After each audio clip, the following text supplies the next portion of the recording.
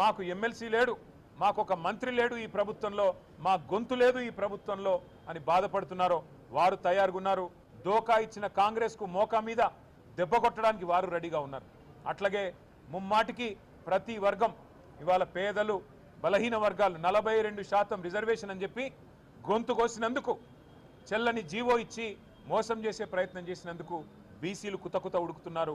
వాళ్ళు కూడా బుద్ధి చెప్పడానికి రెడీగా ఉన్నారు. ఎల్లుండి బంధుకాలు కూడా పిలిపించారని తెలుస్తా ఉన్నది.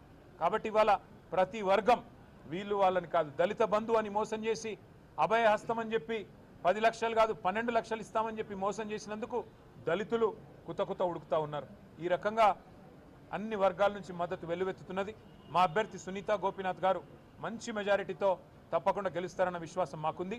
ఇది కేసీఆర్ గారు తిరిగి పునరాగమనానికి, తెలంగాణలో మళ్ళీ ఒకసారి ప్రభుత్వంలో రావడానికి, కేసీఆర్ గారు తిరిగి ముఖ్యమంత్రిగా పదవిని అధిష్ఠించడానికి ఇది మొదటి మెట్టు కాబోతున్నది.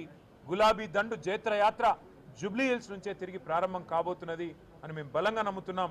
తప్పకుండా ప్రజల దీవెనలు మా అభ్యర్థి సునీత గారికి ఉండాలని చెప్పి పార్టీ సమిష్టిగా వారి గెలుపు కోసం పనిచేస్తుందని చెప్పి కూడా, అట్లాగే మీడియా మిత్రులకు కూడా దయచేసి మీ ఆశీర్వాదం కూడా మా అభ్యర్థికి ఉండాలని చెప్పి కూడా అభ్యర్థిస్తూ, మరి వారి గెలుపు కోసం శ్రమిస్తున్న ప్రతి ఒక్కరికి కూడా పేరు పేరున ధన్యవాదాలు తెలియజేస్తూ, జూబ్లీ హిల్స్ నవంబర్ 11 నాడు కారు గుర్తు మీద ఓటు వేసి మాగంటి సునీత గోపీనాథ్ గారిని గెలిపించాలని మళ్ళీ ఒకసారి కోరుతూ మీ అందరికీ నమస్కారం. ఇప్పుడు మేము నామినేషన్ బయలుదేరుతా ఉన్నాం. వచ్చిన తర్వాత